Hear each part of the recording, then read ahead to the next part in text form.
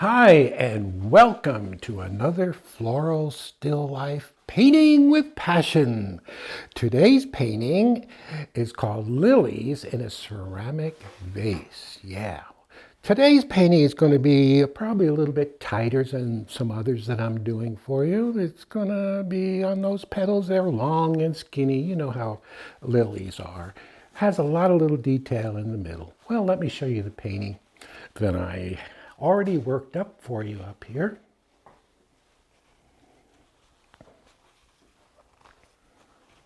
Now, there it is. Now, this is very dramatic. And why is it dramatic looking?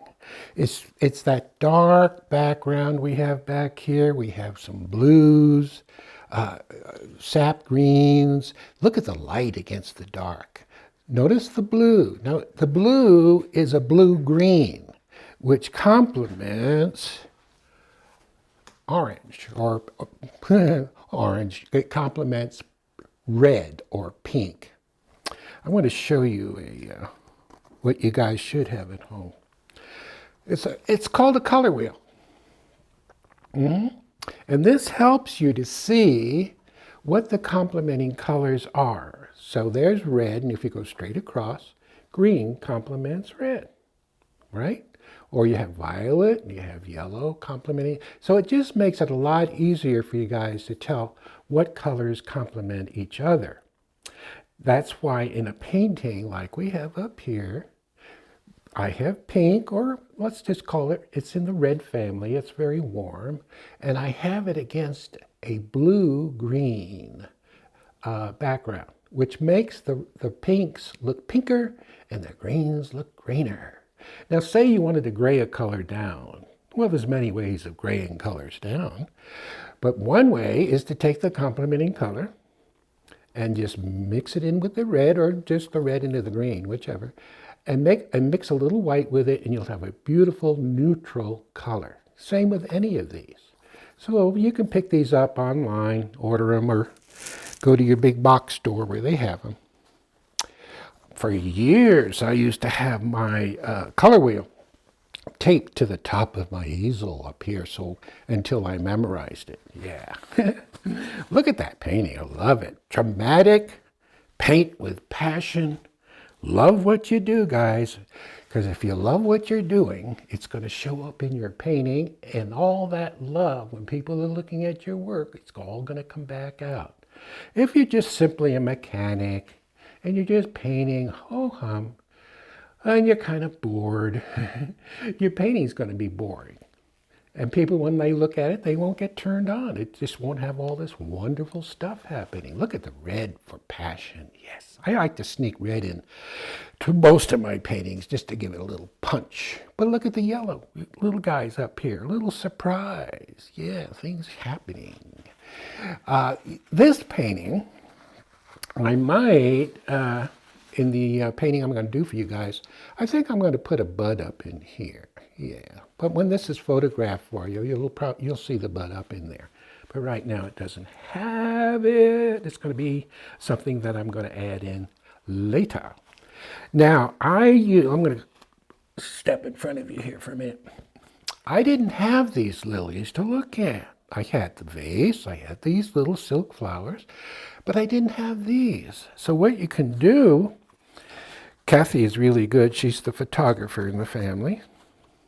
And we went out, or she went out, and took pictures. Look at the colors almost on the nose of these lilies. Yeah, now I've got another one down here. And when you're painting, you can just do your vase. You can have your vase set up, which I'm going to show you in a minute.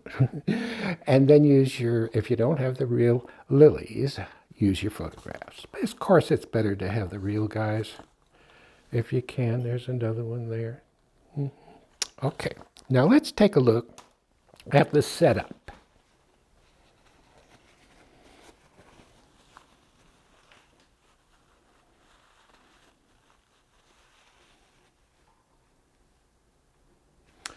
Oh, righty. Now, the setup, the vase that I have in the setup has some flowers on it, so I left the flowers off of the original that I'm working from. You see the I didn't put them in because I felt that it would be too distracting.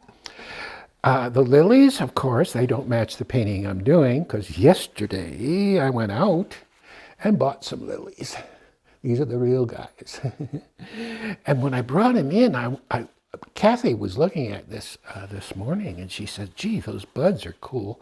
So maybe in today's painting we'll put that in. You notice the light.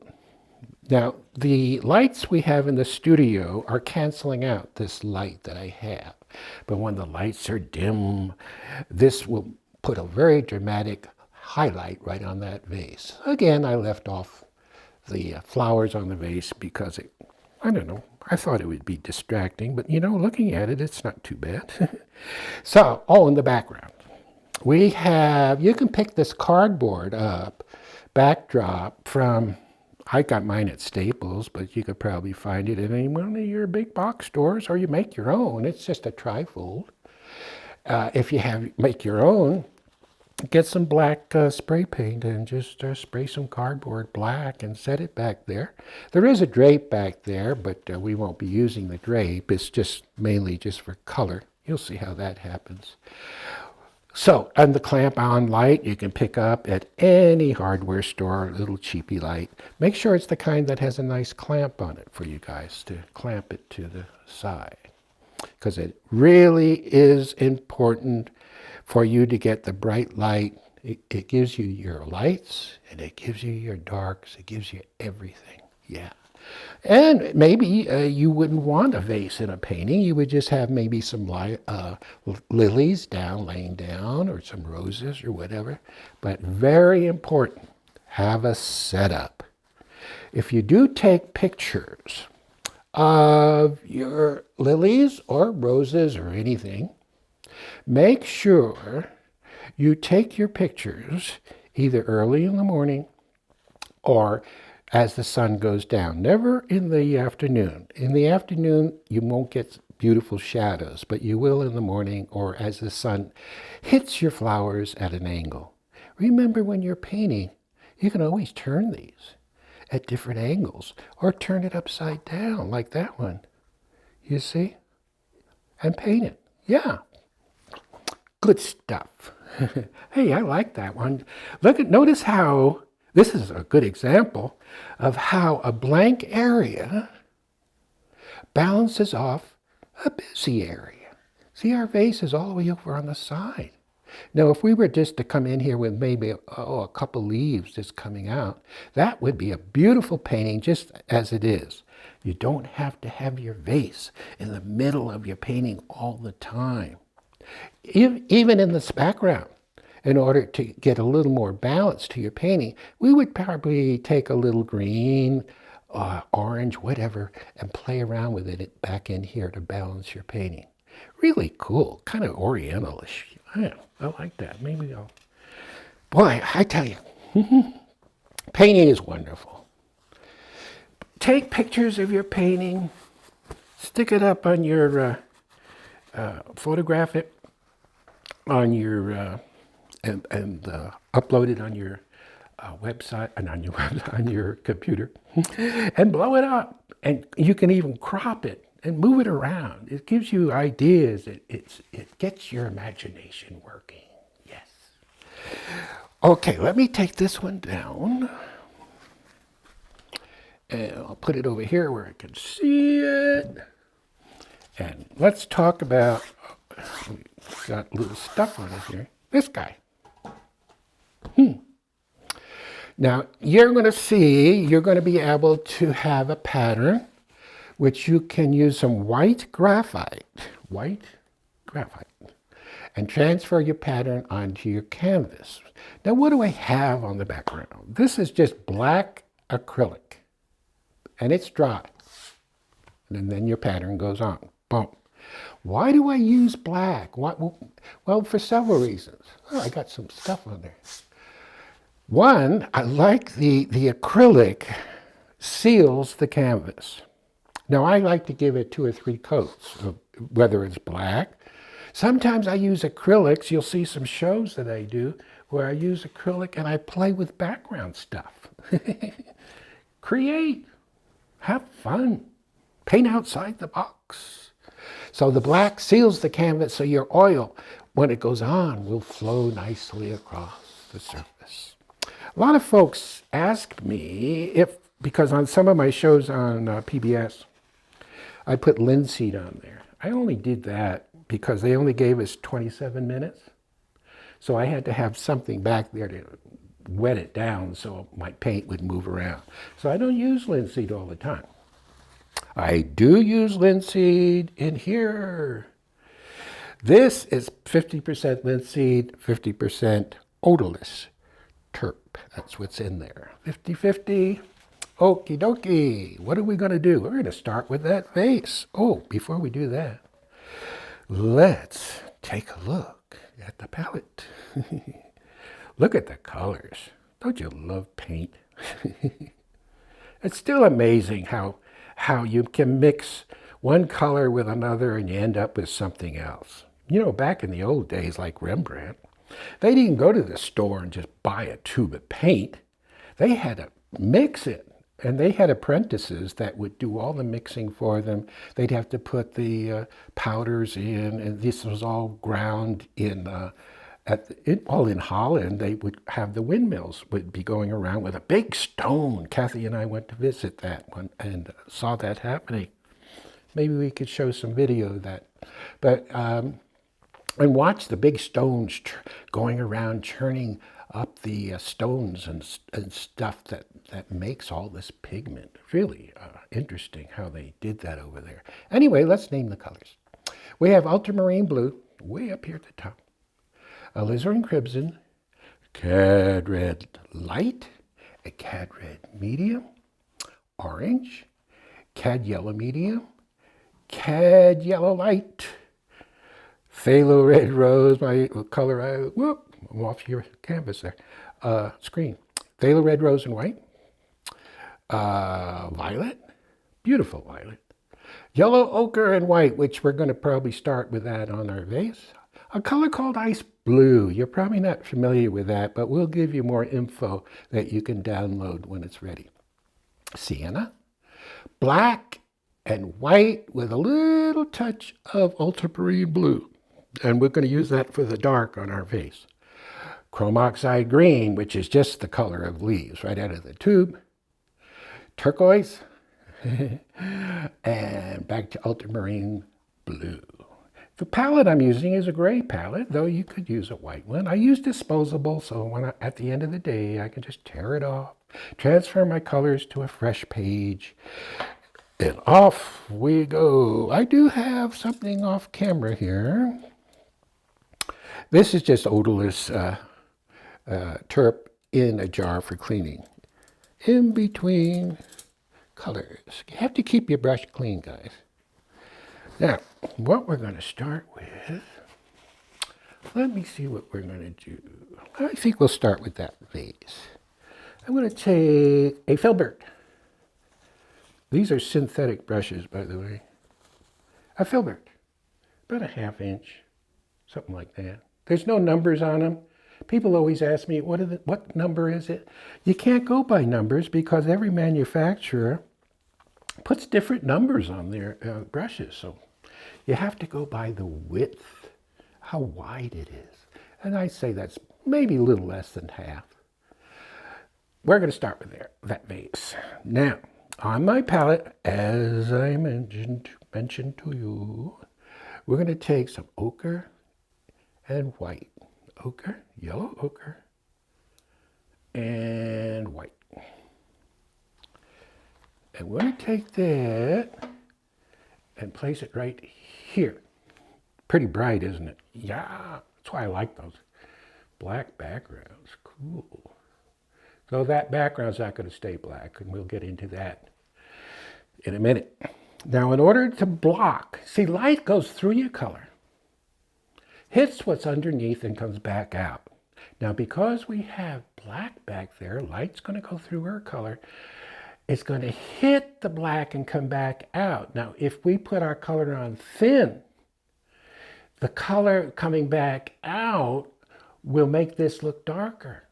So we have to block the light from going back and hitting that dark. So we block it. If it's thin, the light comes through, comes out, and it makes it look darker. So block the light, put it on. Now as we come over, I don't know if you can catch it on your television, but because the light, the color is not as opaque or not as thick, you can see how it grayed down just a bit right in there, because the light's hitting the black coming out and it's graying the color. Here it's on thicker, we're blocking the light from going back. Good stuff to know. We have a little top up here, side of the brush. There's a little top on it. Now, we're going to go into our dark, which, well, before we do that, let's pull this down a little more. Remember, as I mentioned many times, if you shake, just push on that brush more. It helps you from shaking all over. We're going to come down and pick up black, white, ultramarine blue, ultramarine blue, black and white. That's what this is. And we're going to test it up here. Always test your color. See if that's what you want. Oh, that's pretty good. We got lucky. I'm going to put it on very dry. Very dry. And when you're doing this painting, don't look at the whole thing, because it can be a little much. It can be, you can't get your head wrapped around the whole painting, but you can if you just look at the vase and say, okay, I can do the vase. And then we go step by step by step through the painting until you're finished. Because the painting is just made up of all these little pieces. So don't look at the whole thing. Here's a little ultramarine blue, more, right next to that light. It's an optical illusion that's going to happen. It's going to look a little darker just before it hits that light. I'm going to get that dark. See that color? Oh yeah. I put a touch of alizarin in there. That's why you might see it being a little bit redder. Down it comes. Look at the brush. Look at it dancing. Dancing. Now we're not going to blend yet. I'm wiping the brush on my towel. Now you can see, I don't know if you guys can pick it up, but you see this is a little bit darker than that. And over to the side it comes. Now, I'm not using terp or medium. What would happen if I used medium? You see, if I use medium, well, let me get a little more in there. It would thin it down too much, where the dark would come back out and make my color look darker. So I have to put it on thicker. Again, push down hard if you shake. Yeah. Though if you did shake out, it doesn't matter. Our background will take care of it. The stroke is important. It's this. Don't go like this. It's this. Crisscross strokes. And I'm going to come down, reaching for more color, all the way down to the bottom. Sometimes you'll use a straight stroke. Right around the side here. All right, now we look at it and we say, oh, do you know what? Let's get a little bit darker.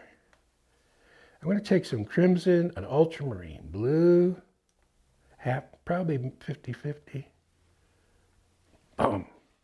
Maybe that's a little too red. I'll put a little black with it, kill that red a little. Yes. I'm going to get a little extra dark right here. Underneath that lip. A little darker up in here. I'm going to take that same dark right up into here. If it'll show, I don't know. Later, when we get our leaves and stuff, it'll probably go bye-bye. Okay, now I'm going to take that dark, crisscrossing, and bring it down. So we have this. It's a value study. We have this value coming up to a slightly darker value, which has a little crimson. And hits our light. I'm going to wipe the brush, and I use my towel. Wipe it until it's dry. Let's come in here and mess or play. There's my finger again. Play with that edge. You see it coming over? You see how we're just softening that edge out? Now, we can play with that light. Let's put some light in there. Very dry. No, now, notice how I tickle those edges? I put it in and then I tickle it out. Don't use a blending brush. There are times to use a blender, but not now. And over it comes. Now, as it comes into that middle tone that's here, I'm using, wipe the brush, a very, very light touch.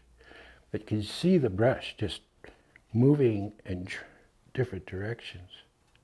Put a little more of that white and ochre color right in here. We want to make sure we have a nice contrast, which we have going. White, just very dry, in it goes. Look at that. And just kind of bring it down. You see that? You see these little things happening? There. Let's get more ochre and white. Don't want it to be too pale looking, so I'm going to put more ochre in there. There it goes. And then bring that out. See, by not using my medium, the paint is drying faster, so I can go in and play. We're going to have, we have a color that's called turquoise. Turquoise blue. It's a very strong color, so it doesn't take much. Let's test that up there. See if that's what we want. Maybe a little more turquoise. Yeah. Wipe the brush, and in it goes. And it's that same stroke. It's that same stroke. We're going to go and put in a little reflected light, which is white with some orange. See, that's blue, so what complements it? Orange. Yeah, there's a method to everything. There's a reason. Let's go, let's really pop that cadmium orange and white.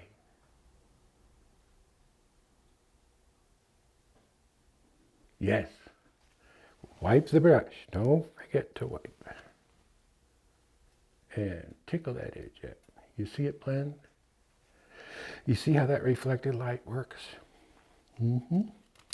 If you wanted to punch the blue more, we can do that. We push it. We keep pushing color as far as we can before it looks bad. Yeah. Sometimes you have to get into bad before, not to do that again. How do you know? If you don't venture out and try stuff, how do you know? It might look even better than what you had, and if not, we can always go back and fix it. It's good old oil paint. Paint, you need to paint in where you don't feel comfortable. If you keep painting where you're in your comfort zone, you'll never, ever start experiencing what it's like to really do this cool stuff. Little things. We're going to be full of little stuff now. I want to get a little darker in here. Right in here. I see a little darker right in there. Let's see if we get darker. Again, I'm doing stuff now that I wasn't able to do on TV, but I sure can do it now.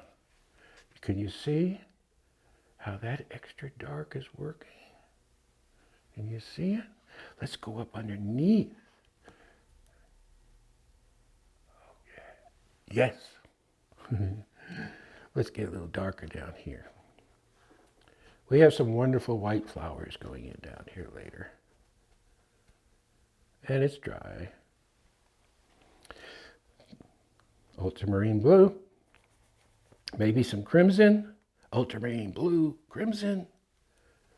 Get a little shade darker, getting it ready for those little light guys. White flowers on the bottom. Finger, work it in. Yes. Oh, I see. You keep seeing stuff. When you set your still life up, and I hope you guys do that, you will see things that you really don't see right away. Yes. You see how I put that in? Now I know, you see those hard edges. Fine. Take your brush, wipe it, and I call it tickling. Tickle, tickle. There, we just knocked that right out. Oh, I see something else. I'm looking at the painting. I'm going, whoa, what is that? I see some orange down in here. Orange, but I see some pink in that orange. Pink, Zowie. And work that in. And you go, where's all that color coming from? Who cares? It'll come from someplace out here later. Or maybe not. I love that pink. Let's get it in there. Oh, isn't that warm color? You can see how that warm works with the blue. Warm against cool. Anytime we can do that, we do it. Look at all the time we're just spending right in here. I love it. I love doing this little stuff for you. Because, again, it's this little stuff that will take you up, way up beyond what you're used to doing. We're not just going to throw a pot in and say, well, there it is. It's just little things. Yes. Yes. Now, before we start all this other stuff, we're going to go into the background and we're going to mess. We're going to wet it down so that we can get our lilies to, the petals will be able to work out into something wet. Now we're going to take a color that I don't have on my palette. That's why you should have your colors next to you guys. When I named these off, I missed out on sap green, which is just a dark green. If you don't have sap, you can always take yellow and black, make your own if you want to. But why do that if you can get it in the tube? Green. I'm going to put that back here. Maybe I'll put a little violet with it. Now you might not see this color because it's against black. And you're going, well, I don't see it. Well, you won't. You're not supposed to. There. In it goes. I'm going to get in there. Note, and wet it all down. This is green, sap green, violet. Or you could probably put some crimson. Experiment. But I want it nice and dark up here. Yeah. Let's get it up.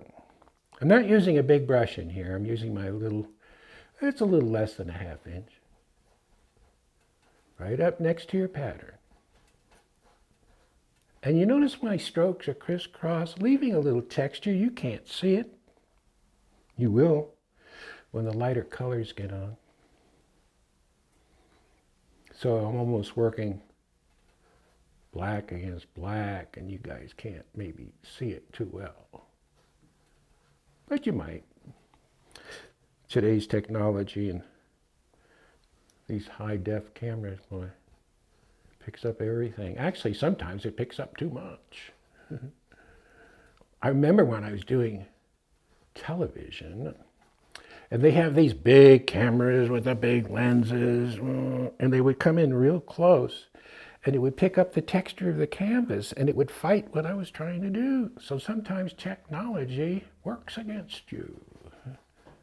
But by putting the acrylic on first, it knocks down a lot of the weave in the canvas, so you don't see it. It sort of fills it in, so we don't have that fighting what we're doing. Now it's going in dark. I want to take some of the same dark, and I'm going to put it right here. You see, borrow it right here. All we're doing is tying in, oh yeah, the background into your painting. And I think I'll just use my finger. I'm going to lose that edge. And it might look strange to you, but leaves coming over there will take care of it. Sometimes the green is too green.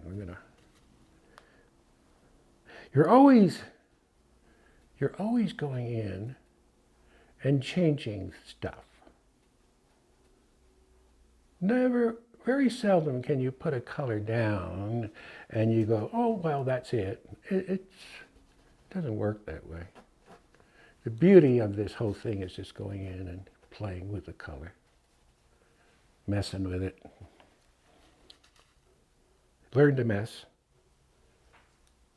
Your paintings will turn out just great. Don't be afraid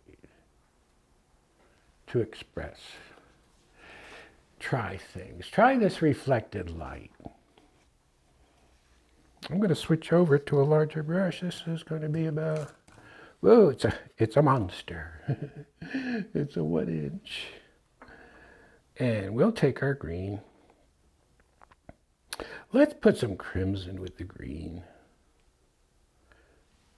Yeah, on it goes. Look at the stroke. Nice long strokes.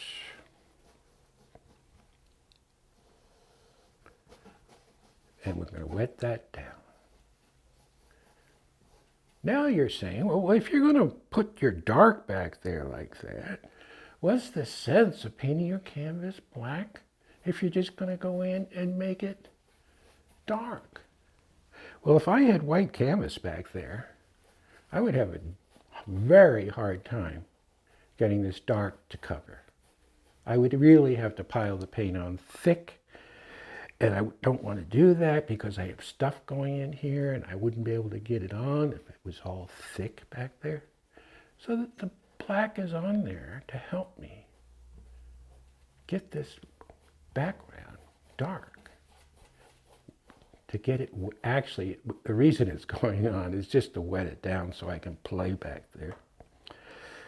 When I dipped into the medium just a little, when I say little, I mean just the corner of the brush.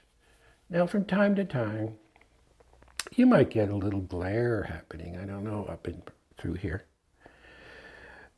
Please forgive, but it's one of the things that happens when you start wetting canvas down. So are we getting a glare back there? Are we okay? Cool. Mark says we're cool. That's good. Okay. There we go. Okay, you notice that vase. As soon as you go in there with that dark, how sharp it is. So I want to take a brush and sort of run down that edge. You see how I just softened that edge out? Mm-hmm. Yeah. Rule of thumb, when you have a sharp edge, it's always opposed by a soft edge. Sharp, soft. Very seldom you're going to find sharp, sharp, or soft, soft. But as that sharp comes along, that sharp edge, I'm going to take some of that green, soften up that edge, pull it out a little with your finger. Had a little blue in there, which I lost, but we'll get that back later. I'm going to come down here. I'm going to take that dark green, maybe green, crimson, black, all the way down. And I'm going to really thin it down a lot because I want it to dry up before we go in with our white flowers, which will be down the line. So it'll give it a chance to set up. Very thin. I'm going to go back to my filbert, pick up my blue. There is a color called ice blue, which is kind of cool. And that'll be in our list and explain to you where you can get that, because it is a weird color, but it's really cool. It's one of Catherine's favorite colors. Ice blue. Look at it go. Blue, one more blue. Yeah. And we'll pull that over. Whoop. Now, as this dries, we'll probably go in and add more stuff. Right now, I'm going to take some yellow turquoise, cad yellow light. I'm just going to put some color in here so I don't have to look at an unfinished edge. And it's nice just to kind of play. Now, don't make a leaf.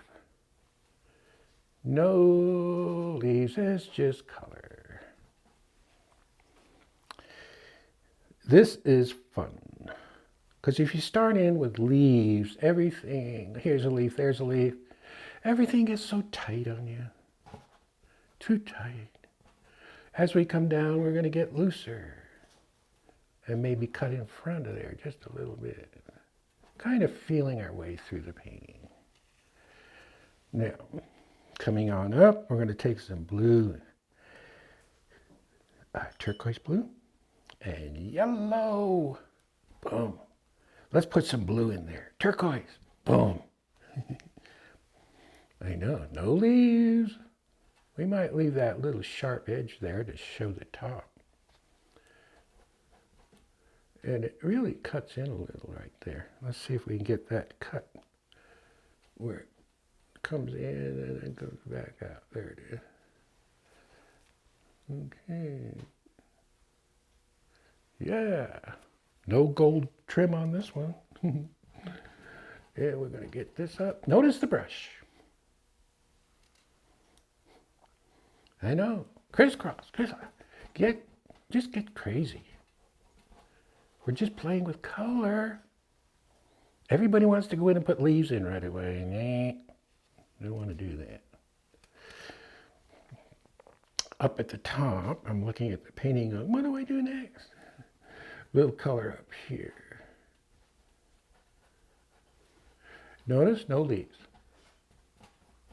This allows us just to think color. You're not bothering yourself with, oh, what kind of leaves am I going to put in? We don't worry about that. This is our turquoise. White. Boom, boom. Look at that color. This is where we get the passion. This is where things start to happen. We're going to get a nice light. But maybe that light has a little pink in it. Phthalo red rose, mostly white. Yes. You notice how I push down to the heel and I wiggle and I come out. Think you can do that? I think so. Placing color on again. Very dry. Yes, I know it's bright. Don't worry about it. Yes, bright it is. Notice it's a vertical stroke. Turquoise, maybe a little ultramarine blue, which is a cool blue. We have warm blue, turquoise, and cool blues. This would be a good place. I'm not going to do it on this one. If you wanted to play with drippies, you know how I do that sometimes, but not now, but I'm restraining myself from doing it. Now, you can see how we place the color. Black and mauve. And I'm going to get in, still going for color. Look at the color. Yes, our pink went bye-bye. Yes, yes. Too much fun. I know.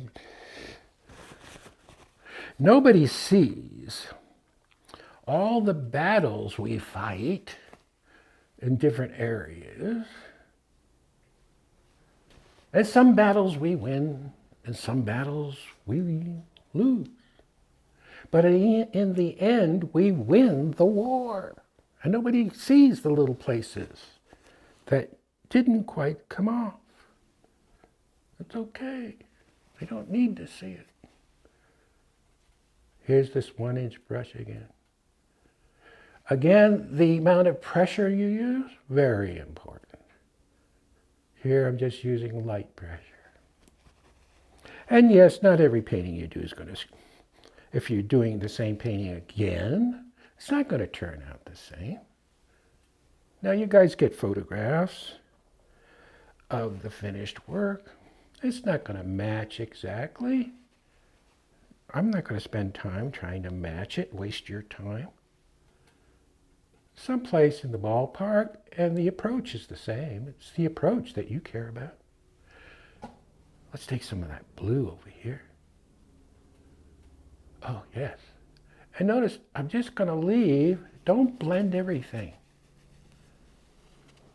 We have a tendency when you do this stuff to overblend. Here, to give you a surface, it's a horizontal stroke, so you get a feeling of a surface, a table or whatever. You could sometimes have a drape down there. This time we don't have a drape. We just have color coming across. Yellow, turquoise, white. Yes. Yes. And then tickle your edge out. Wipe your brush and your towel. Maybe we'll pull that up. You see, we can lead the eye where we want it. This is very important. Notice the brush wiggling. How this is light and we just brought the eye back up. Yes. Not too much light. We have flowers to go in there later. But we're just going to place some of this. Oh, chrome oxide green. What's that got to do? Boom. And at some places you just pat. Others you'll stroke it. Let's let that come on up. Vary those strokes. White and yellow again. Now, when you put your color on, like I just did, that's cad yellow light, which is your purest yellow. You have cad yellow medium, which has a little orange, but we're using cad yellow light. The purest yellow. I just put a shot on there. Now, it's very bright, I know. That's where you take your towel, wipe your brush, and you come in and you just tickle that edge up. You see it happen? Now what happens is that folks get in here and they nag it. They nag and nag. And let me show you what happens. You see the beautiful color we have? What happens when we nag it? We nag it, we nag and nag and nag and nag. Oh, I'm losing all my wonderful strokes. The color is starting to drop down. It's losing any passion we had in it. And it simply drops down. No light, no nothing. So learn to put your color down like that. You see, the stroke has energy. You see how I went, and I mentioned this on some of my other shows, but you have different strokes. You have a stroke that has no paint on it. It's miserly. It doesn't want to use all my paint. Oh, I paid a lot of money. I'm not going to... Oh. You have another stroke that doesn't know where it's going. It doesn't know. It's just going all over the place. It's lost. Poor thing. Then you have the stroke, yellow and white, that knows where it's going. It knows how to load the brush up, and it gets a stroke like that. You see the energy in it? Bam! And we come in, wipe the brush on your towel, and we just... Now this has more light in it because I'm trying to show you what to do, so your photo might not have all of this intense light. But I want you guys to try this stuff. Now, because we have such a bright light down there, one thing always leads to another. You know where I'm going to go with this. I'm going to take my yellow, very dry. Yellow. Cad yellow, light.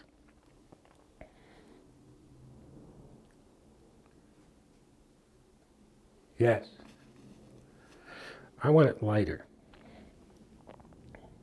Yes. I know it's too bright.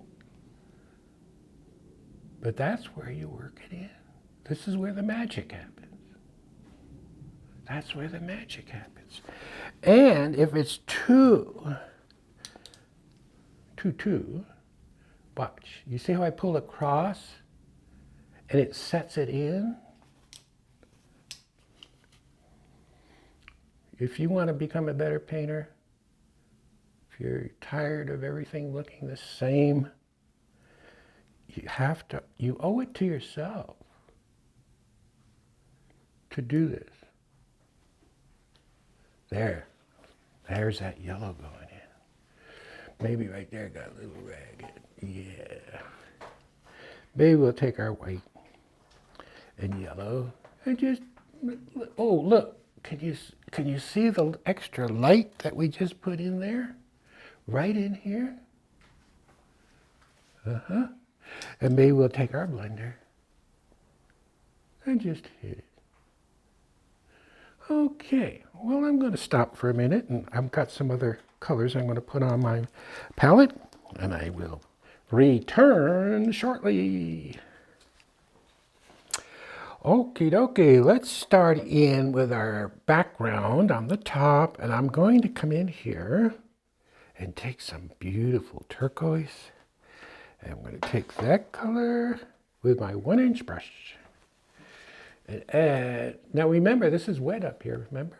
I have some black, I think I put up there, on top of the warm, the dry black acrylic.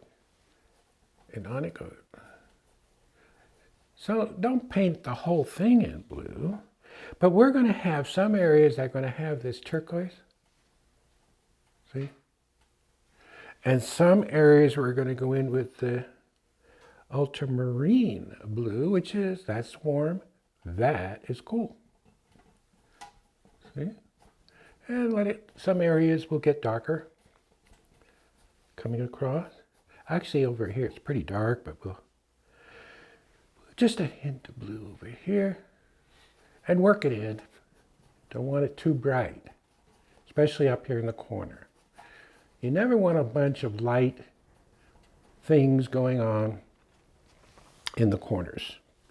Coming on down, we'll take some cad yellow light. There's a little light right in here. Now when we get on those lilies, we're going to slow down a lot.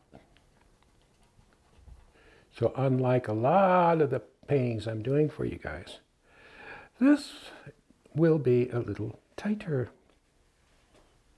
We're going to come down. Now I know we got bright down below here. That was just to illustrate to you how to put color on. I'm not going to get rid of all of it. Very dark over here. Boy, look at that blue. I'm going to put black on top of that because I want it really dark. There. We'll bring that out a little. And kind of knock that down just a little bit in here.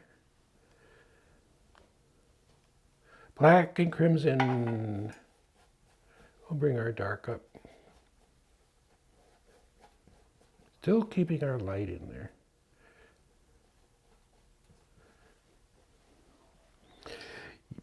Turquoise and yellow. You might get a feeling that there's some petals, leaves have dropped down. Very loose. Okie dokie. I'm just looking at that background, make sure we have everything going in there. I'm going to take another brush. It's called a liner brush. Yeah. And we're going to put some stems in here. And when you use the liner, my hand might be in the way sometimes. You have to use this brush very wet. And you're better off using the thinner than the medium. So thinner isn't quite as heavy because it doesn't have any linseed with it. So the thin paint, using odorless thinner, goes in beautifully. You see it? Now these little lines are important. Taper it. Don't make them thick. And don't get wormy. There's some coming out here. You see the thin paint is sticking to the thick paint. Thin over thick. There's another one here. Some of them you just barely see. Some we're going to put a little blue, turquoise, and yellow. Just a slight change of color.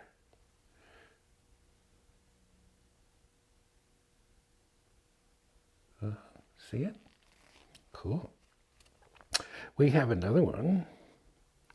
There's going to be a flower that's dropped down here. Maybe we'll come in here with a stem that comes across. Yep. Probably have to make it darker.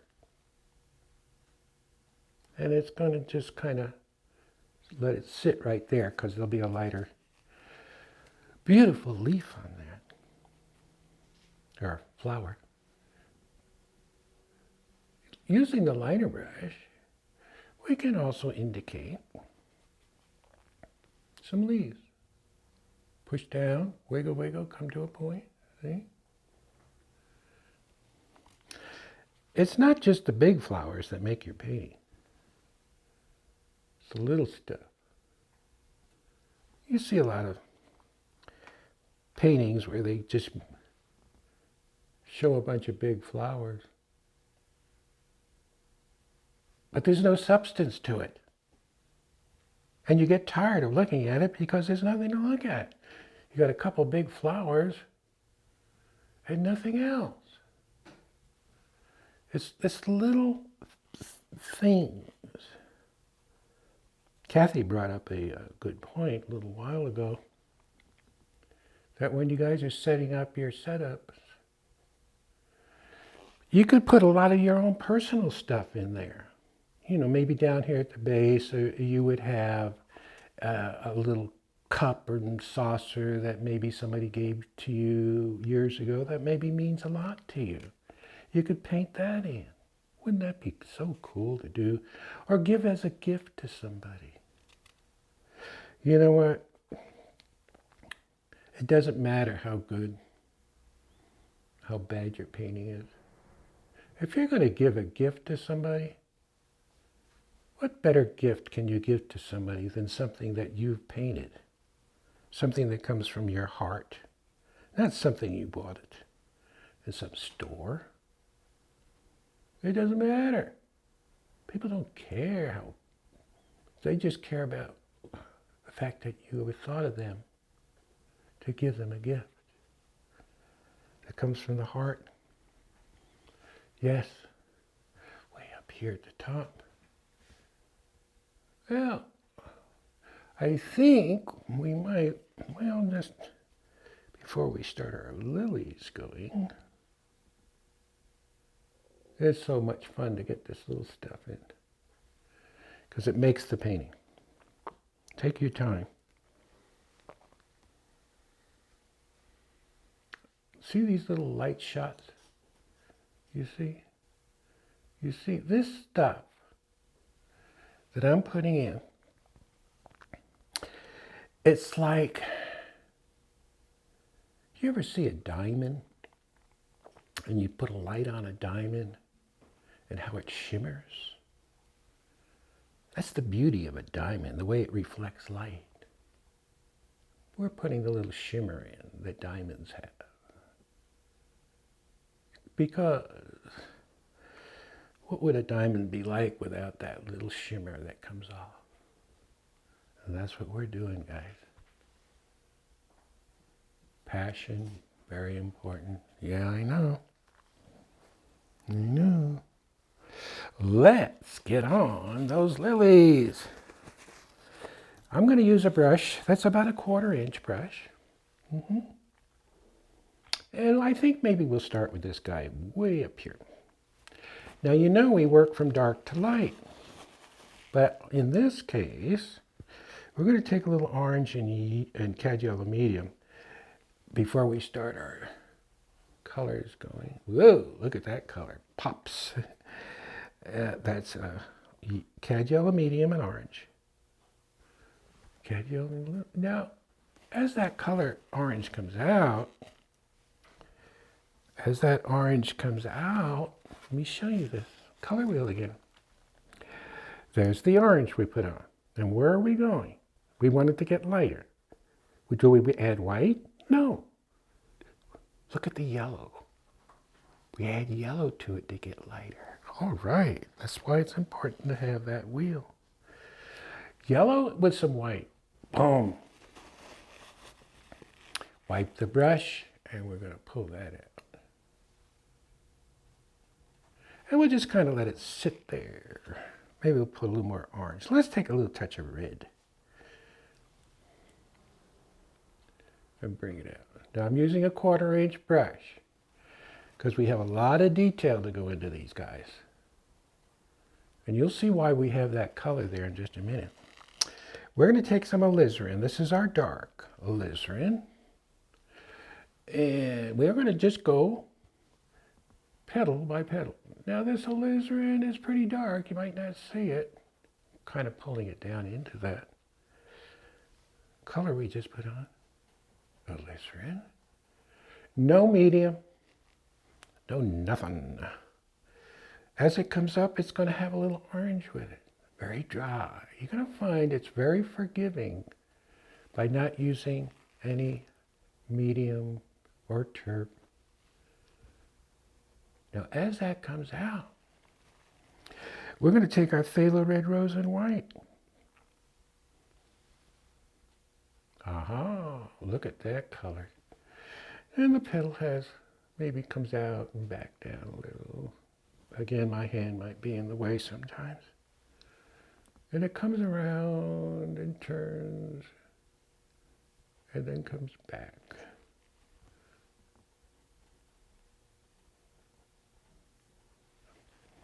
We're going to take a little white and our turquoise.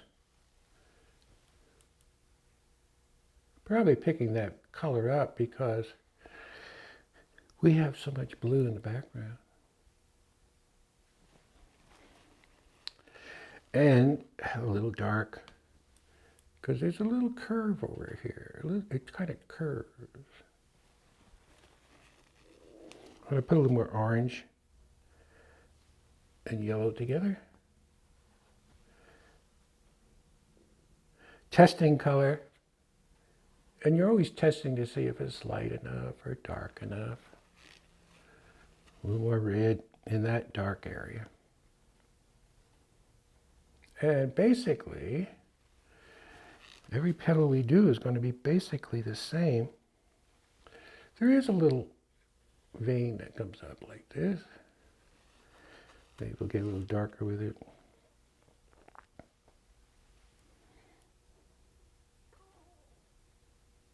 Yeah. And a little lighter. You see how I turn the brush? Mm-hmm. Little lighter blue. There it is. Using the 1/4" brush. Don't go jumping into other larger sizes. Get that color. There it is. There it is. And we'll pull this out. There'll be some things coming out of there in a little bit. Oh. Oh, there is a petal back there. Cool. Petal here. I think there was a petal back there. Might have left it off. The pattern. I'll have to put it on the pattern for you if it's not there, but there is another one right here. Sits back in there. It's kind of in shadow. Take a little cad red light. Whoop! Bring it out. And the whole painting is just going to be made up of a lot of this little stuff. This kind of curves this way, and there's a petal that kind of curves, turns. And that little turn comes and turns down. Again, little stuff. Let's punch that right there.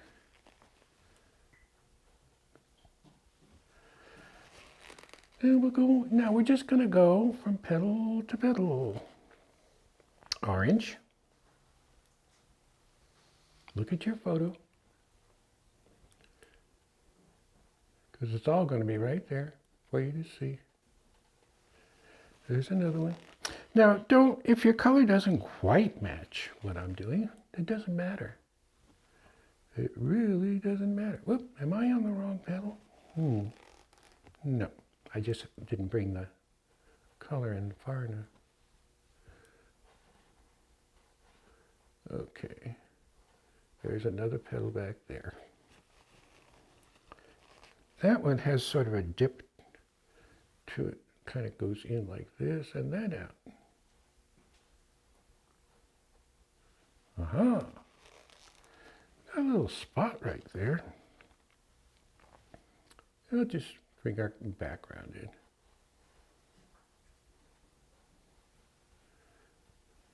Now, if you can paint one of these lilies, you can do them all.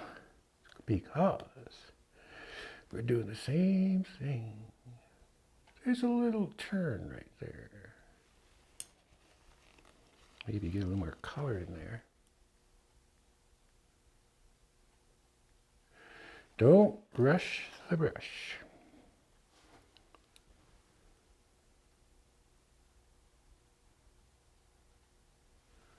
You see? Nobody cares how hard you work on a painting. Nobody cares how a lot of folks say, well, how do you like my painting? It took me 20 hours. Nobody cares.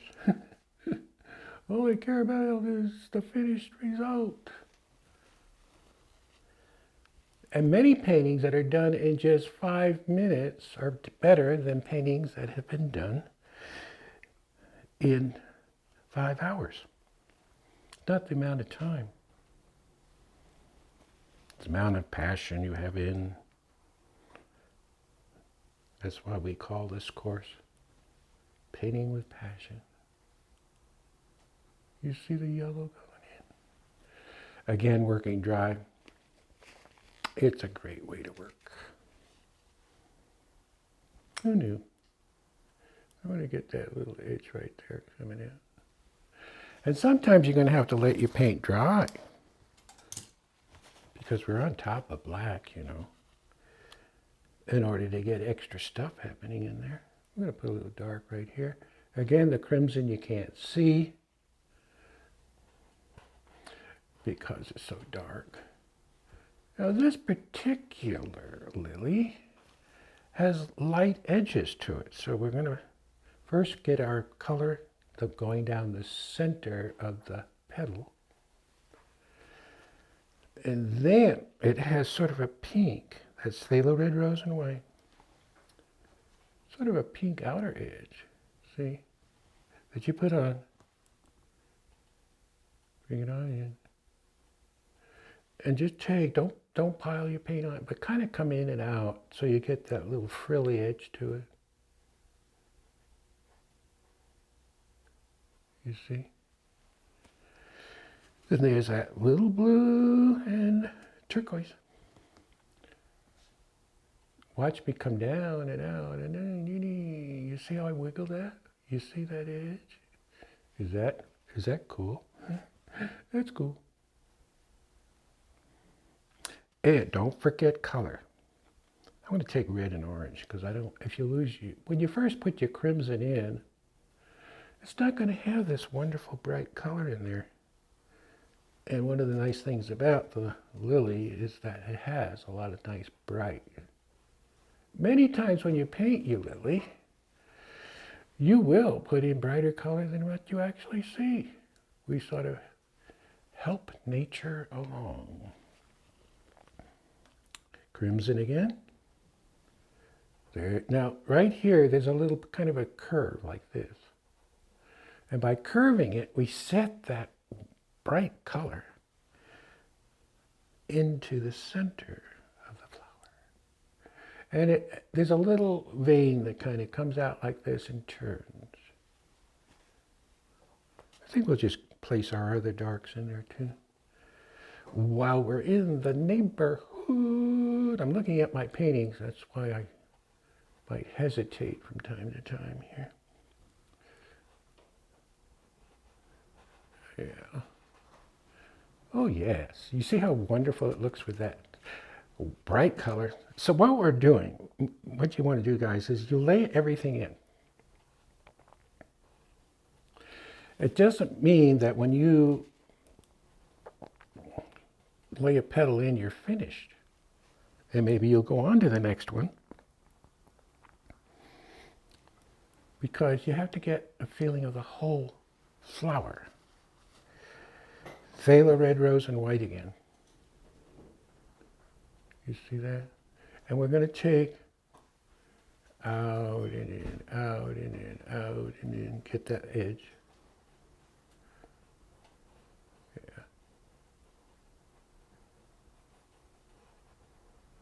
Yeah. Now, again, this petal has those white edges. Really neat. It kind of really sets the petal off. And white, really white over here. And get that frilly edge going.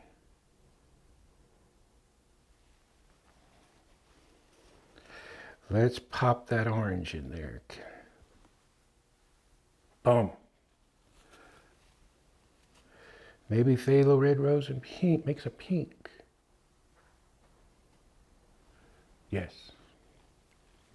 And now you see why we use this little brush. So we can get all this neat stuff. That white right in here, we'll just play with that.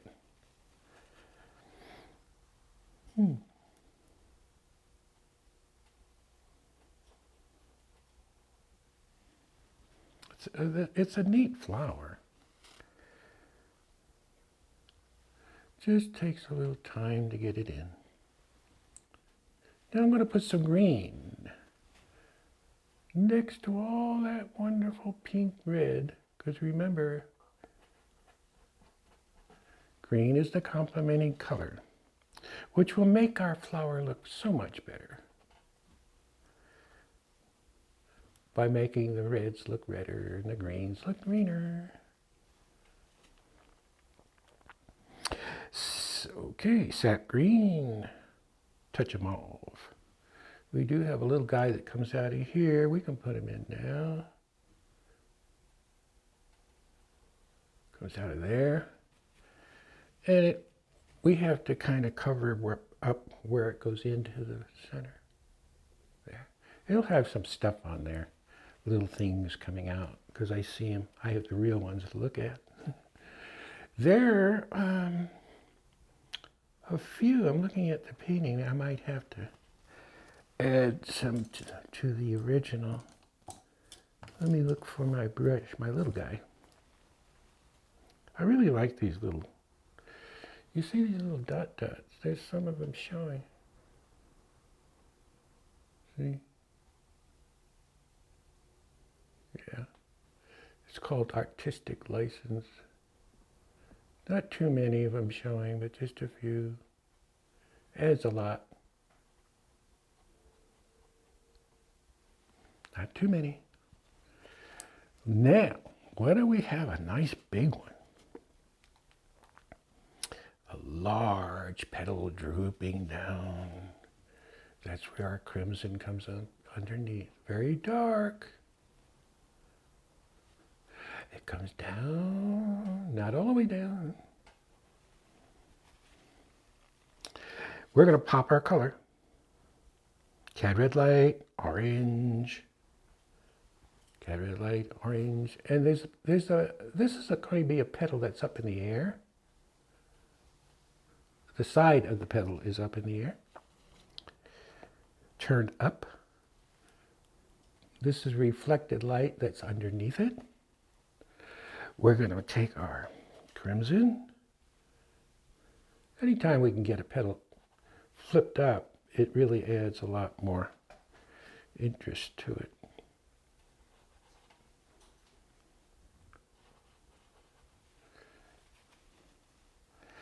Now we're going to take our white. White has a touch of blue. That's right on the edge of that petal. And it comes down and it kind of tapers in. You lay your color on first and then tickle it in. See it? You see it happen? Phthalo red, rose, and white. Back here. Very important to leave that dark right there. It helps to separate those petals.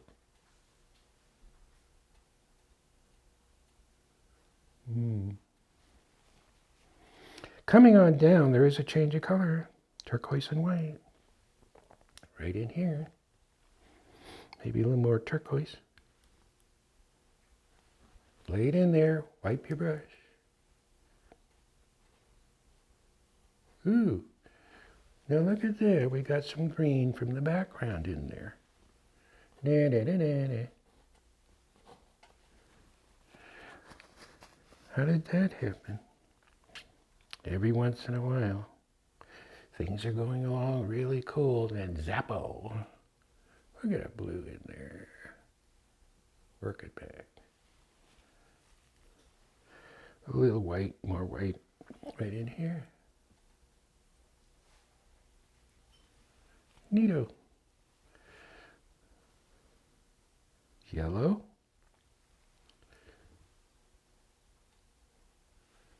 Can you see that? Orange with some red as it comes back. Not bright enough. Yes. Yes. See the glow? That's what we want in there. And even though we're traveling on, say, from petal to petal, we still will come back in a little bit and add more color. It ain't over till it's over, guys. Let's get a little. You see how I turned that? Now we have another big petal. But these lilies they won't have any excitement until we plunk till we lay in this bright color. And again, you might not see it if you're working. So we have our nice bright color in here. Let's hit it again. Boom. Yellow and orange. It's a good idea out there to mix these colors, pre-mix them on your palette, so that you don't have to stop and mix them. That's what mine, I have it all pre-mixed down here. This is pink going in. Look at that. Now this flower, this petal, catching a lot of light. And as it comes back, very light pressure, you see how it just went back into shadow. Now let's see, I'm looking the whole flower over, seeing what it needs. I think it needs a little more shot right in there. Make sure I didn't leave any petals off, because I could do that really easy. A little more light. Now as your painting dries, you'll be able to get little lighter shots on some of these edges. And again, like I've said many times, value is more important than color. Value, again, is the lightness or the darkness.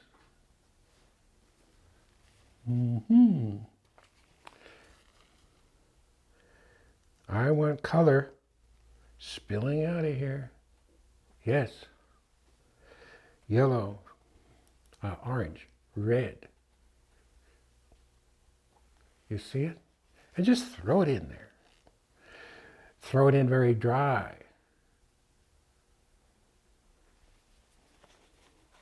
More color, the better.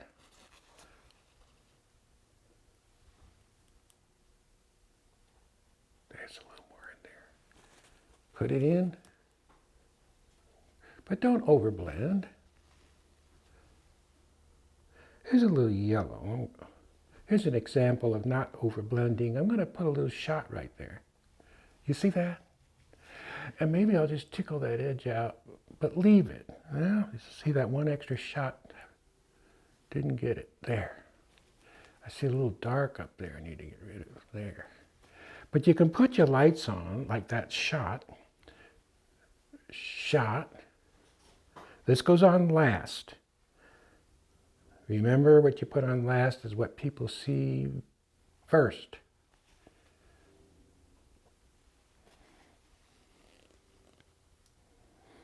No more white and blue.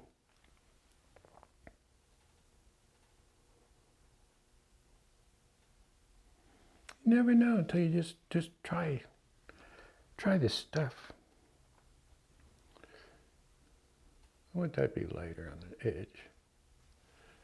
Wipe the brush. I'm going to pull that down. Just tickle it.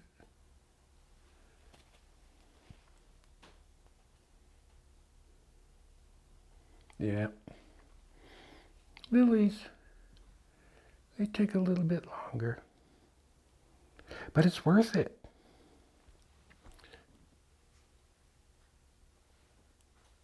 I want some fire coming out of there.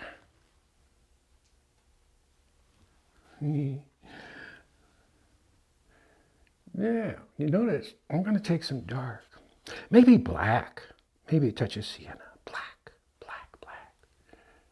Right up next to that petal. See how that dark brought that petal out? Black with some sienna, I see again an area. Right in there.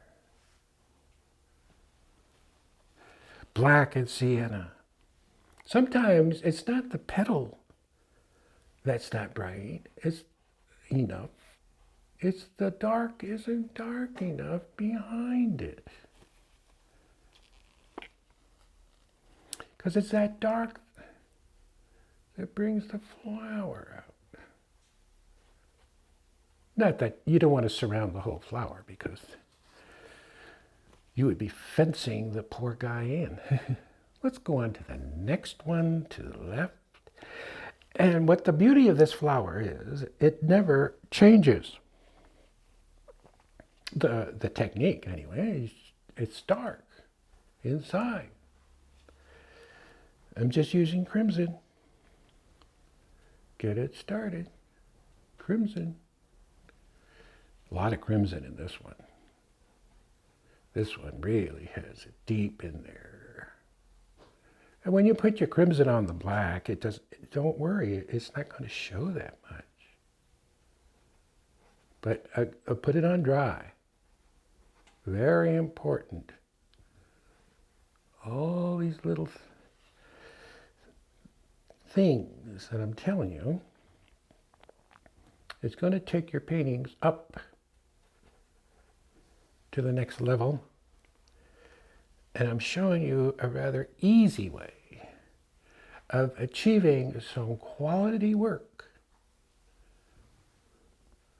without getting oversimplified, where you'll lose the quality.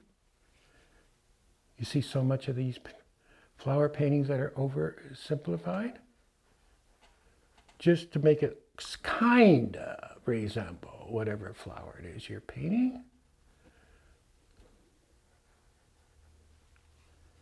But it lacks depth. It lacks passion. And you will soon grow tired of it. There's your crimson. Now, I'm just going to go, and this is called the middle tone. Cad red light. You have a darken. We're going to go in with cad red light and play, because it's wet into wet. We put one color on,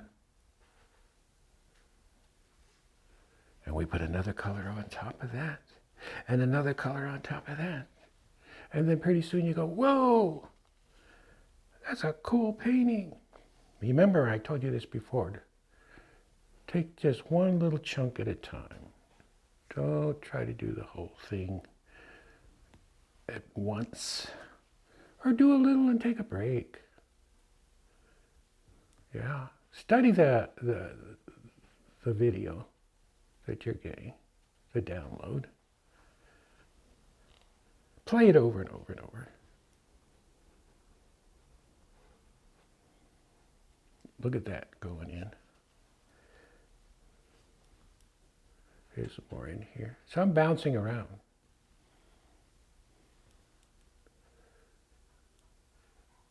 Bouncing around the whole thing. Phthalo red rose. Remember, when you put your color out, to mix up your phthalo red rose beforehand. In different values. Going back, let me hold this palette up, show you what I'm talking about here. There's phthalo red rose. And what you want to do is pre-mix it. So as you come out, you add more white, more white, more white.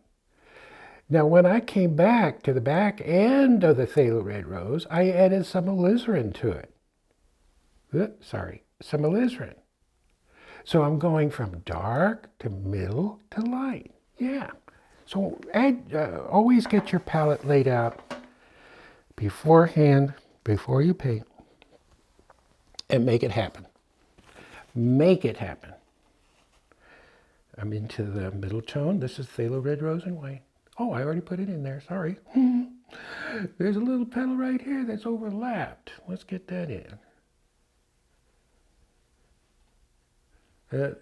That's not going to show as being overlapped yet, but it will. Here we have our pink going in. Notice by putting it on dry how it sticks. Ah, boy, such a great technique. For years I never did this approach to painting this way. Oh, for years I didn't know what I was doing. Yeah, I spent 15 years, way back in the beginning, painting wholesale. for a company in Los Angeles, California. And I got paid by the piece. Did that for 15 years. Do my paintings, take them in, get paid, go back, paint some more. 15 years doing that. I got so much for an 18 by 24 and so much for the different sizes. I'm just into the phthalo red rose here and white. And I got paid to practice. Isn't that neat? And I really didn't know what I was doing. But I got lucky. It seems like the owner of the store, so he saw something in them. And they started to sell. I don't know why. Because I look at them today and I go, oh no. It's okay. You grow. You get better and better.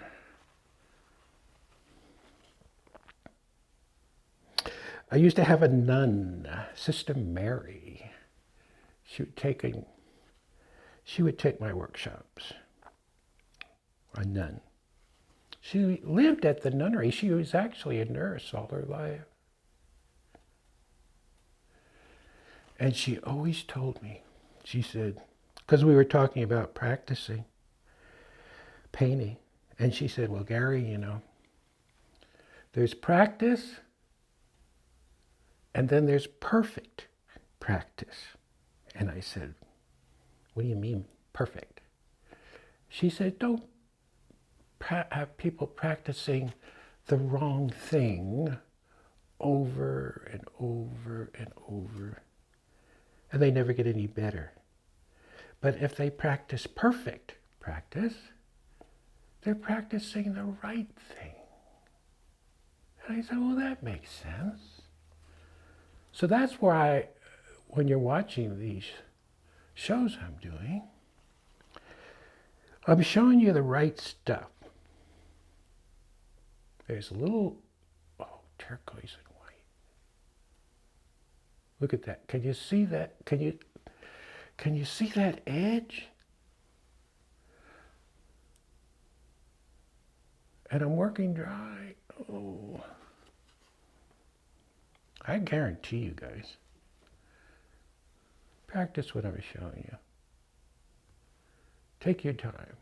And don't beat yourself up if your paintings don't turn out quite like you might like them. Who cares? If your painting doesn't turn out like you like it, give it to somebody you don't like.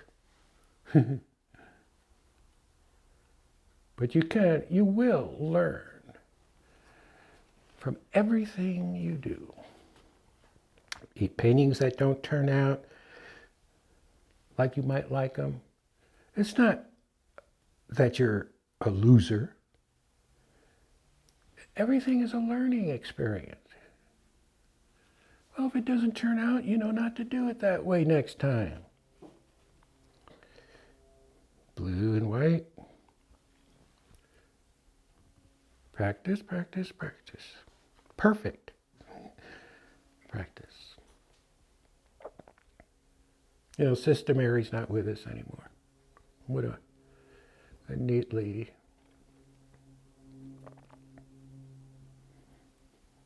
Yeah. Come on up. Now, this comes up and turns, so I'm going to make it a little lighter. See that turn? Mm-hmm. And underneath the turn, I'm going to take a little darker pink. Right in there. See, there is a backside to it. And maybe we'll take our little dark and clean that edge up right there. There it is. Mm-hmm. Right here, we're going to really go for some yellow and orange. Boom.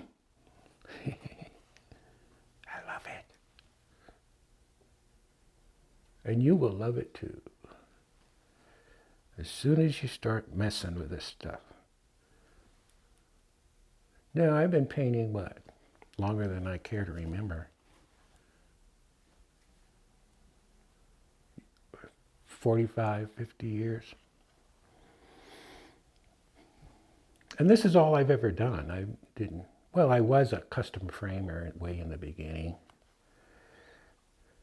I had 4 years of art school, but I learned most of this stuff outside of art school.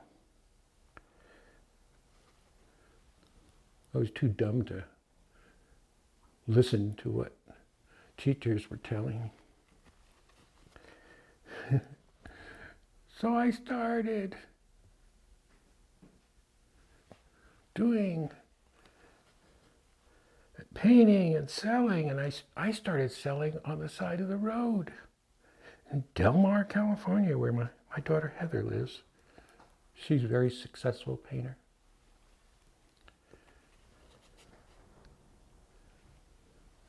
Let's get a little more color coming out of there. Oh boy, the sky's coming together. Pink, lighter pink. Remember to lay your palette out. Skinny, it comes out in white to skinny, and then turns like that. Blue and white. On the other side, there's just a hint of the other side. And we'll take our red, work that in. Pay attention to detail. That's what separates the haves from the have-nots. As I mentioned before, the people that seem to be doing paintings that are kind of cool have tried and lost more times than the person that hasn't or gave up right away. Person that is doing it has failed more times than the person that hasn't or gave up. It's just a matter of persevering, hanging in there. You will win. You will win. It's just a matter of when. I see people that have come to my classes who started out as beginners. And all of a sudden they go through this transformation.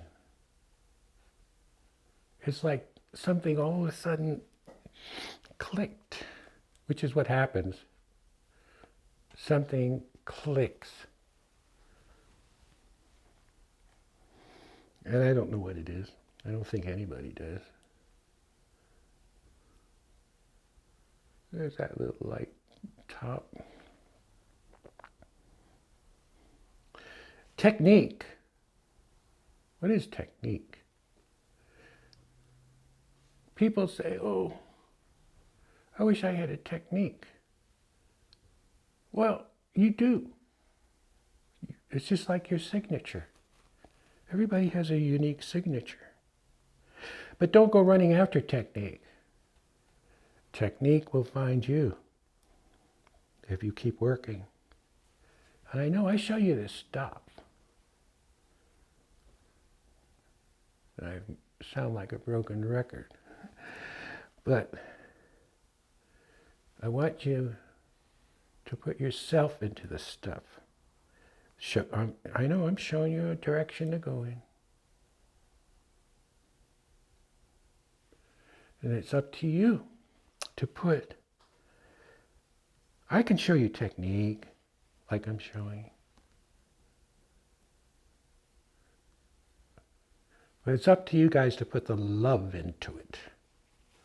I can't do that for you. That's something you do. There's that edge coming over. That's something you do. It's your own style will. You can't even run away from it. It'll find you. There's that light. See, this petal is coming out into the light. So it gives us a great excuse to really pile that light in there.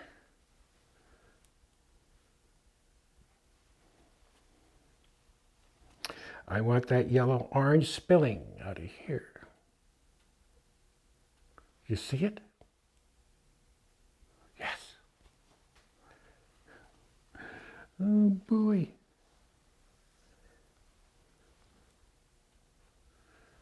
Now let's go up to this little guy. That's our pink and white. Very dry. Pink and white. Because you have to put your color on dry to cover up that black back there. There is a little vein running down the center. We'll get that in a minute. There's kind of a hint of it there. The petals are not pointed. They're kind of round on the edges. It's just a characteristic of the flower. We're going to take some crimson and find that little vein that runs down there. I'm looking at the painting. I want to make sure we have enough bright, enough coming out of there. Notice the stroke? Bam! Throw it in. Follow through.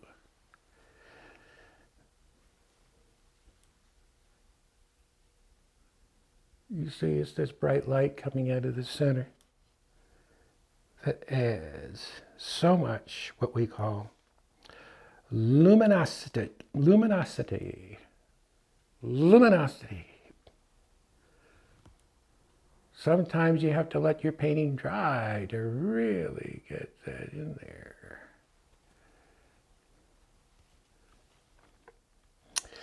Blue and white.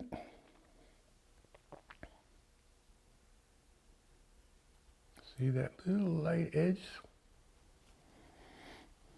Blue and white. Characteristic of this flower is that light edge. There's so many different varieties of lilies. It's endless. And again, you can work from photographs, but it is best if you have the real thing to look at.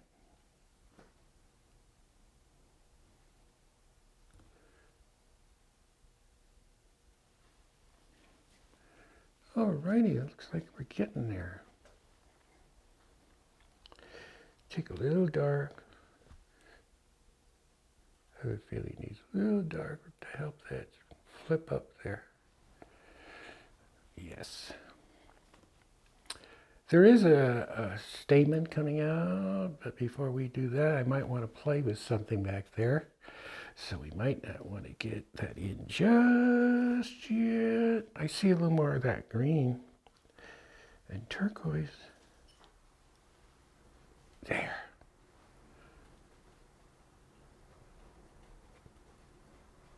Yeah. Now remember, this painting will not match exactly to the painting, the photo you have.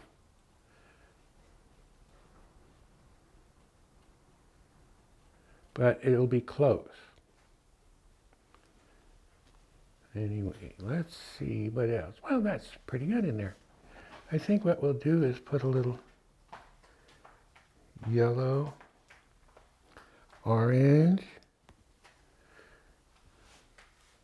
right here. Boom. All right. Well, okay, on the next part, we'll go in and put our leaves in and some of our little wildflowers and our daisies on the bottom.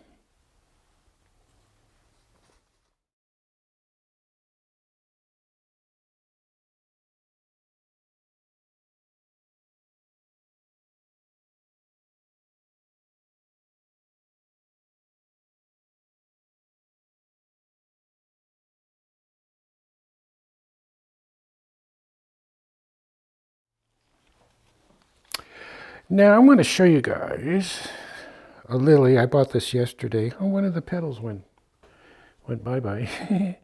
This one I bought yesterday. It's a different kind of lily because you see it has a lot of these little speckles in it. And the one I'm working on didn't have that. But I put a few in there. Anyway, you see that bud coming up there? I like that bud way up there. I think I'm gonna try to put that in there. Look at that flower. Oh, that would work in there, wouldn't it? So, you see, it just goes on and on and on. Things you can paint. I'll put this over here. Maybe we'll look at it in a minute. Get that bud shape going. We have, let's see what else we got to do. Oh, the little stamens coming out of the center. I was going to talk to you about that. These are a little different because this has, there, that shows these little orange things coming out, whereas the one photo I'm working from didn't have these little things, whatever you call them. I don't know what they're called. Anyway, we're going to put our stamens in. Look at that guy coming in. But it's not the same as what I'm showing you. So there's all kinds of different varieties out there. So I already put the stamen in here and the one coming out of the other side. But we might make it a little bit lighter. Coming right into the center. Then there's a little, very fine little things coming off, and there's these little ball shapes on the end. So I'm going to just kind of indicate. You don't have to get carried away with these things. They're just kind of there. So people can say, oh, okay. It's there. And on the other side, same thing. You have a few little hairy things coming off. And then some of these little couple balls back in there. There it is. But don't go el nutso. We have some little yellow flowers. I'm going to reach down, pick up a filbert brush, filbert. Now it's this little stuff we're going to put in here that's going to make the painting. I know. I'm going to take some yellow, white, way up here, and we're going to place some of these little kind of a yellowy white flower in here with the filbert. See it? And don't get fingery with it, where you have all these little petals coming out. Might have another one like in there. Maybe we'll add a little orange and yellow and white together. And we'll have another one right here. So you have a little orange with it. Try to keep it nice and loose and free. A little more white.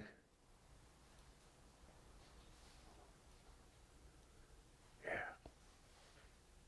Loose. Now the little guys can be a lot looser than the lily. Sometimes you're just going to use the side of the brush. If you want, you could show a center up here. See, just a hint of a center. And then a petal coming up this way.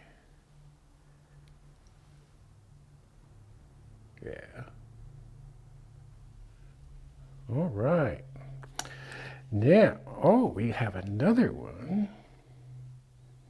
Yellow. See, little flowers help to balance off everything. There's another one here that sort of overlaps. That guy. See it? A little more white. Sometimes you'll use the side of the brush. And we got another guy hanging down below that we're going to, yellow and turquoise. We're going to pop our stem in there a little lighter. And we have orange, yellow, and orange. Put the back petals in first.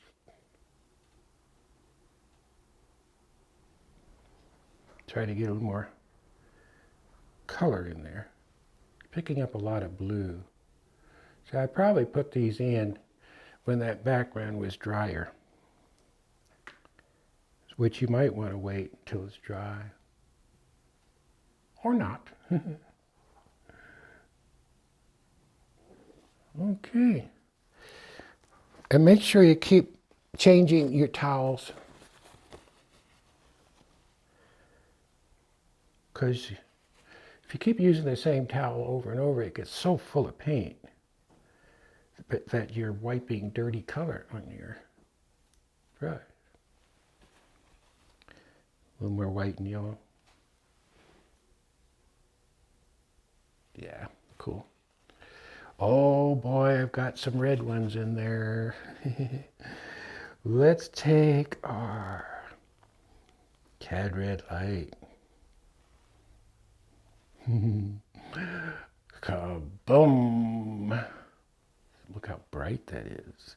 A little orange. Yes, yes, yeah. Side of the brush, side of the brush. Get some foreshortened edges in there. Maybe some crimson inside. Maybe some orange mixed with our Cad Red Light. You notice I did nothing at all. Get it on a little brighter. There, just a shot. And there's another one. Red. Cad Red Medium. Don't put one underneath the other. Come on over this way. And the side of the brush kind of just hits that edge of the vase. Cad Red Light. Oh, look at that. There's your passion, guys. That's why I like to have little red shots in everything I do. I don't know, maybe it gets boring doing that and everything, but I have it in there. There's another one. You see it? The back petals will be light or darker. Maybe orange, straight orange. Bring that front out, maybe a little yellow with it. If it doesn't show up enough. Yeah, that doesn't get it either. Let's try our Cad Red Light again. I want more of a red. There it is. Yes. Keep trying. And again, if this is too wet back there, let it set up a little bit. We have, oh yeah, I was going to put a bud. Let's pull back a little bit because I want to come up to the top. And we're going to put a bud way up here. Let me get a bud out of here. Oop. Many times, you guys, you can hold it up here and say, well, how would that bud look up there? I think that would be kind of cool. Okay, let's see if I can paint that guy and hold it at the same time. Not all those buds. Boy, there's a lot of buds. Buds are kind of cool. And I'm going to have this bud right up here. And it's sort of round, oval. Okay.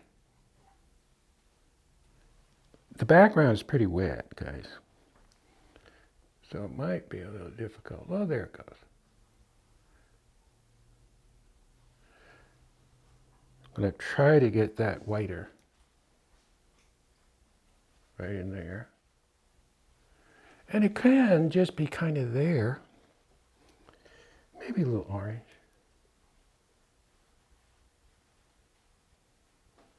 And a little stem going to it.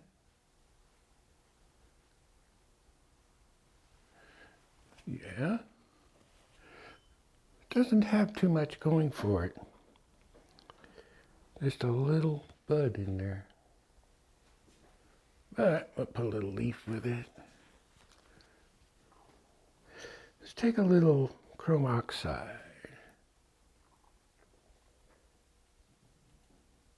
Get it a little more elongated. And try to get our white whiter.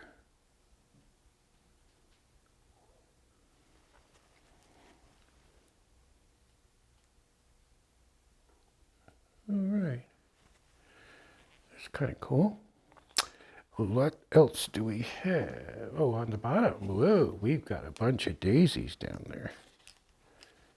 Yeah. Oh, you know what I forgot to put in? Right, let's come back up, right up in here. Yeah, thank you. There is a little kind of a greenery that hooks into the bottom right here. I can see I didn't put that in. See how important that is? Oh, comes right up next to that little red flower. A little white, get a little highlighting in there. Yeah, don't blend it in. But on the top, some of this does kind of come up over the top and sort of loses right in there. That's nice. That's cool. The stem on the top doesn't show. I see there's another, I'm looking at the original, another little flower just kind of peeking out right here. It's just kind of there. Who knew? Maybe a little pink. Another, oh, I see some stems. Stem work.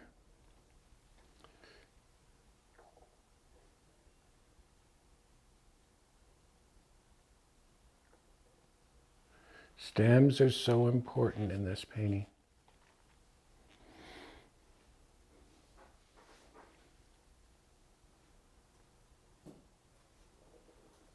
Yeah. Now I see a little more light right here. A little more. White has a touch of pink in it. This is going in last, guys.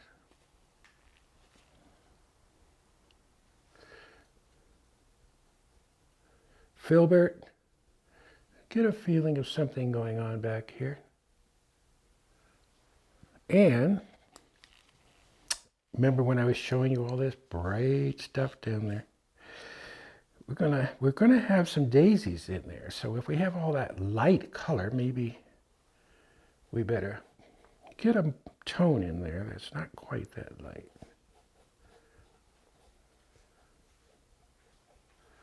When I'm going in with some sap green and mauve,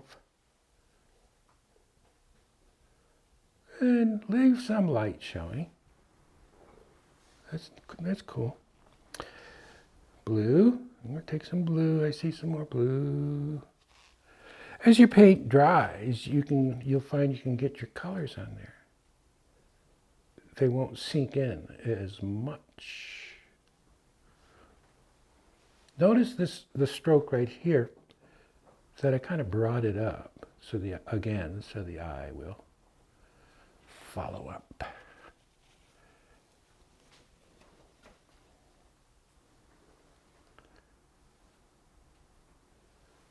And again, this painting isn't going to match the photo.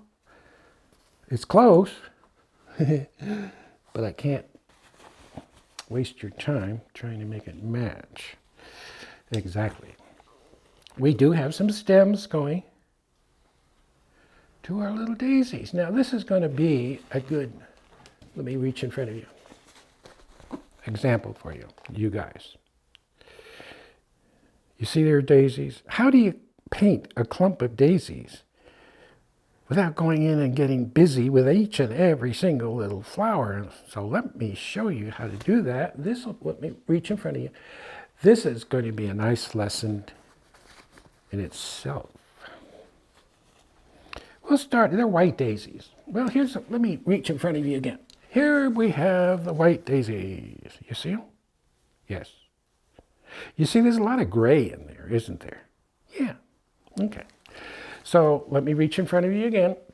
Please excuse, but this is creative stuff. We're going to take our black and white, make a gray, use some of our medium.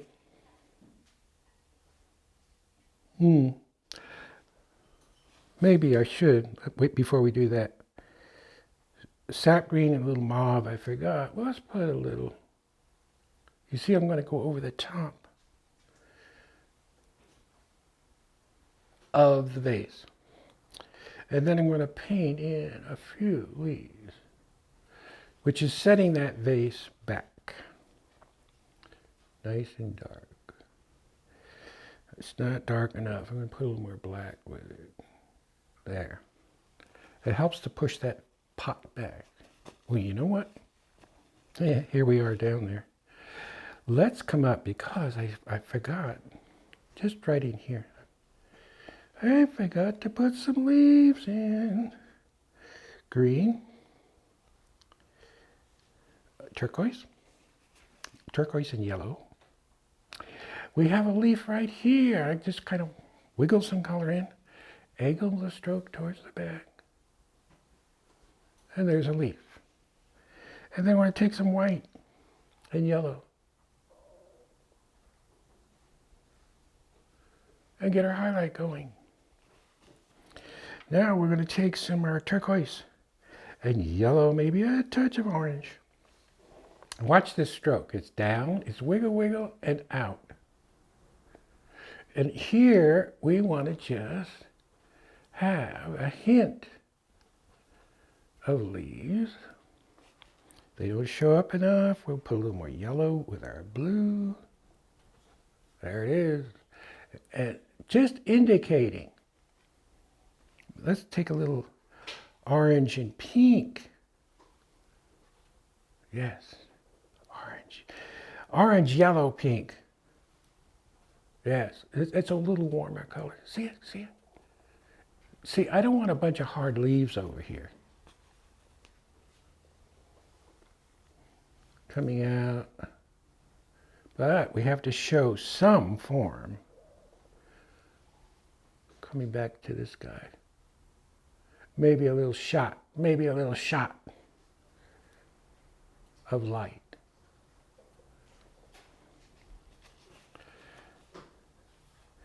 I see some mauve and green way over here. Push down and pull up.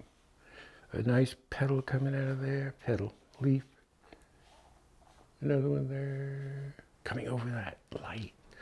See, when you bring the leaf over the light, it pushes the light back. Pushes it back. 1, 2, I'm counting my flowers. I just know I'm going to leave one out. Let's go down and put in our daisies at the bottom. Ooh. Black and white. Make a gray. And this is where what we do is we go after the whole thing, all of them. Don't just paint one at a time. We try to get a feeling of a grouping. And how do you do that? Well, we paint them all in. Some are facing sideways, some face towards us. Sometimes you use the side of the filbert. Some of them you can see, just barely see the lay-in. Some you don't see the whole thing. There's another one back there. A little orange. And maybe this guy has a little center in it. One of these has just a back view, and that would probably be this one right here. It's just going to be going into the back. Okay, now we have our gray laid in. Before we pick petals, because there's a shadow underneath there, so let's take some sap green, mauve, and we're going to just place a little dark underneath here and there. We can always go back and sneak our dark in, but it's better if we can get it in beforehand. And you really don't see that much of anything happening until our lights go on. So you just kind of, you work on faith. Now, let's take our ice blue. We haven't used that. Ice blue, beautiful color. Sort of a cool gray tone. And notice how I'm using a lot of the sides. Now this is going to be a back view. And it doesn't look like a back view until we bring in the stem coming right into the back. Black. I'm using really it's black with a little touch of white. Still not dark enough. Put a little medium with it. So it goes into the back, and then you have these little petals or leaves coming out. So that really forces it back. Ice blue. Now sometimes you might want to mix a little cerulean or whatever with your ice blue if you want to. You see it go in? But many times I'm just using the edge, the side of the brush. Let that go into shadow. Don't play ring around the rosy and make everything light. Now here's a petal over the top of that one. Let's put a touch of pink with this one. That's ice blue with just some pale pink. Yes, it's just a little change of color. Coming into the dark, less pressure. Coming into the light, you'd use more pressure.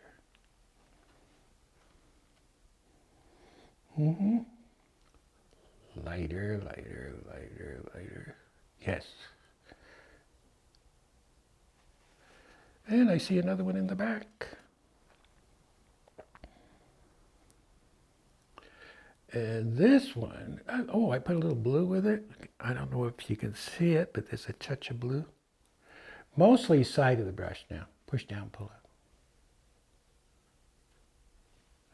And that, I'm going to have a stem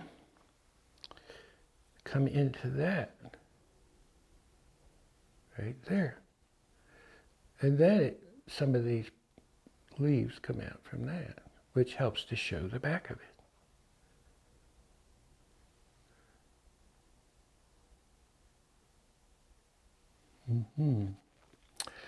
Let's see what else. Well, maybe I have too many fingers, so I'm going to pull that together a little more back there. So you don't have to show each and every little petal. If you do, it gets too busy.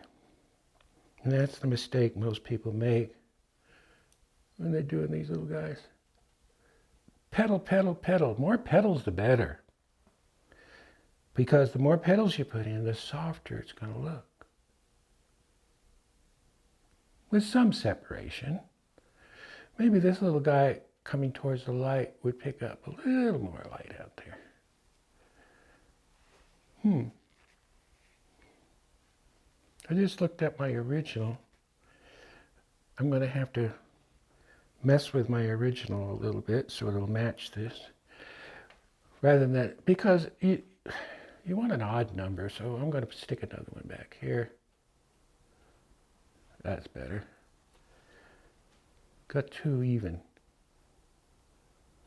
Who knew? Keep it loose and keep it free. Maybe drop a couple petals down. Look at that.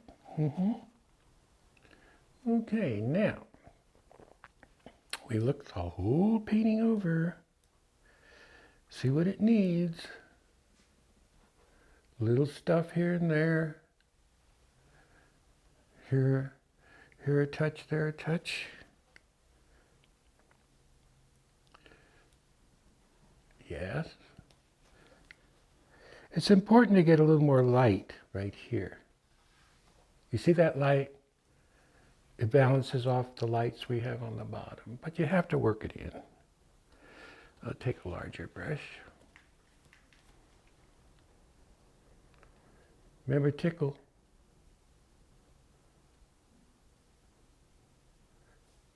Tickle. See how that balances those two off?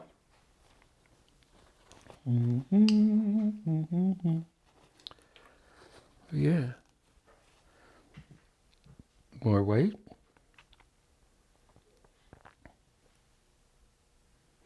I'm going to come in here.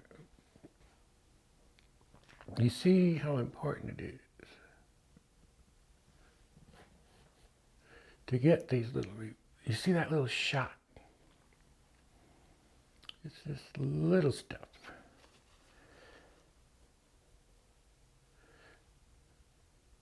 Little stuff. You put it in, and then you run your finger through it. Oh, went bye-bye. Put it in again.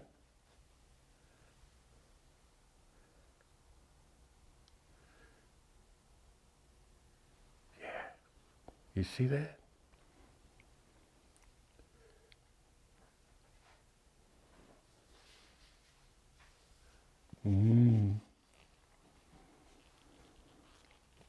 I see that leaf doesn't quite have, it's not popping enough. All right, when you put that stroke in, you pull up and away, up and away, up and away. Sometimes it's just a flick. You just flick your brush in there. You'll learn how to flick. The more you paint. Uh-oh. I wonder what that was. Did we drop something? Oh. Things happen in the studio.